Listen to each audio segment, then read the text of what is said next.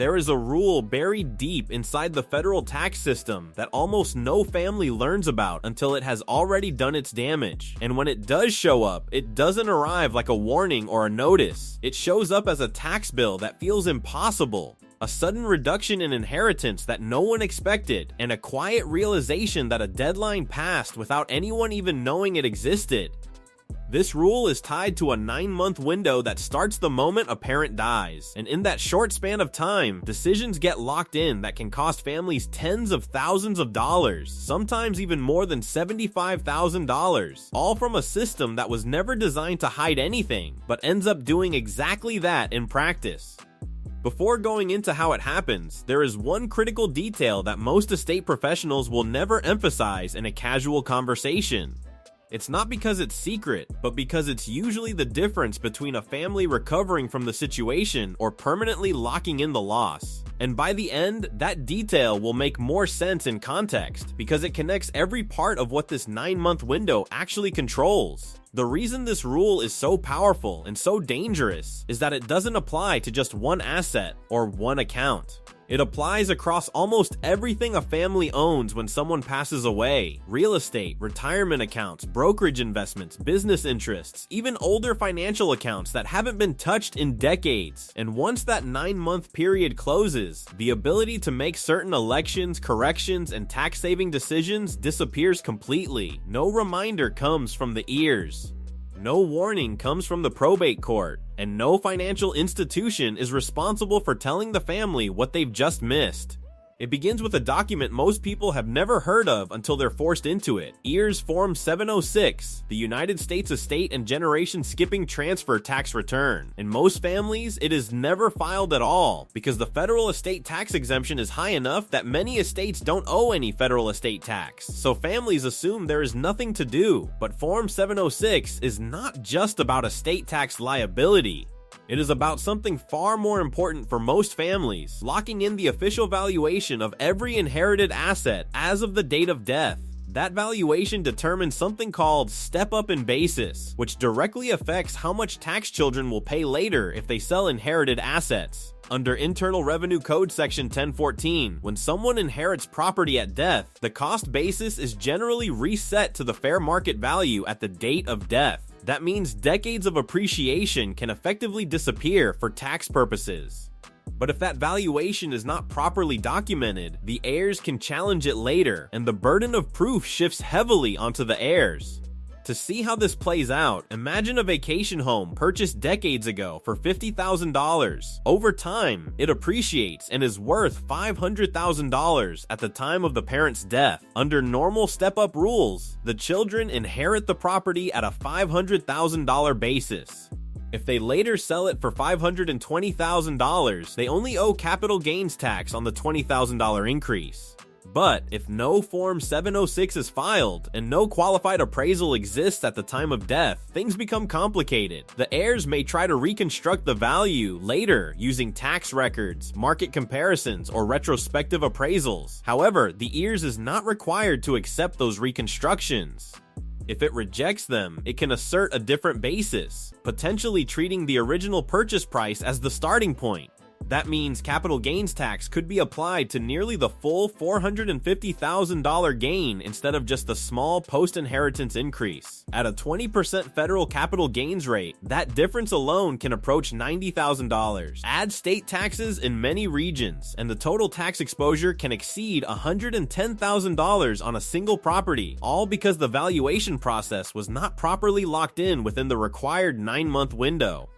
The mitigation exists, but timing is everything. A protective Form 706 can be filed even when no estate tax is owed, specifically to preserve valuation positions. A qualified appraisal tied to the date of death can also strengthen the estate's position significantly. In some cases, families can request an extension using Form 4768, but even that must be filed before the original deadline expires. Once the 9 months pass, the flexibility is gone. That's why in the first stage after a death, often within the first few weeks, the most important move is not financial guesswork or assumptions, but a direct consultation with an estate attorney or CPA to determine whether a protective filing is necessary. For families with real estate, stock portfolios, or business interests, the cost of this filing is usually minimal compared to the tax exposure it prevents. The second major way this 9-month rule impacts families has nothing to do with Form 706 at all. It connects to retirement accounts in a major legislative shift known as the Secure Act. Before this law changed everything, inherited traditional IRAs could be stretched across the lifetime of a beneficiary. A younger heir could take small distributions over decades, allowing the account to grow tax deferred while gradually paying taxes at lower rates. That system, often called the stretch IRA, was eliminated.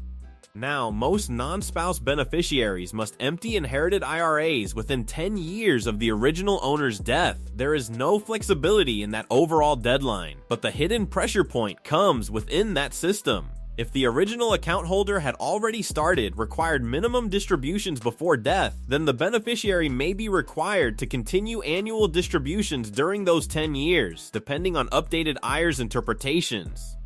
Missing required withdrawals can trigger penalties of 25% of the missed amount, sometimes reduced to 10% if corrected quickly, but only within specific correction windows. The 9-month connection appears again because IRA custodians rely on timely beneficiary identification and instructions. If families delay or fail to properly notify the custodian and establish distribution structure early, the account can default into distribution behaviors that accelerate taxation in unintended ways. That can push income into much higher tax brackets in a single year, dramatically increasing tax liability. Consider a $400,000 inherited IRA. If no structured plan is set and distributions are mishandled, a beneficiary might be forced to withdraw large sums in a short period. Combined with other income, this can push them into the 32% or 35% federal tax brackets, plus state taxes. Add penalties for missed required distributions, and the total loss can exceed $120,000 across beneficiaries over time. The only practical response is early coordination with a CPA or enrolled agent, ideally within the first 90 days, to map out a compliant withdrawal plan. Custodians do not provide personalized tax strategy. They only process instructions. The third issue tied to this same 9-month window involves something that often happens years before death, without anyone realizing its long-term consequences. It's the difference between gifting an asset during life versus letting it transfer at death. When an asset is gifted during life, the recipient typically receives a carryover basis. That means they inherit the original purchase price, not the current value. If a parent bought stock for $10,000 and it is worth $200,000 later, gifting it means the child inherits that $10,000 basis.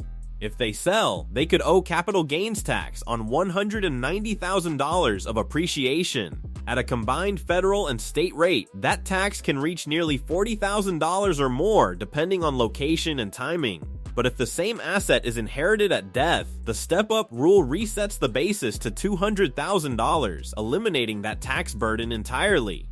The 9-month rule becomes relevant through something called a qualified disclaimer under Internal Revenue Code Section 2519. This allows a beneficiary to refuse an inheritance so it passes to the next eligible person in line, but it must be done in writing and within 9 months of death.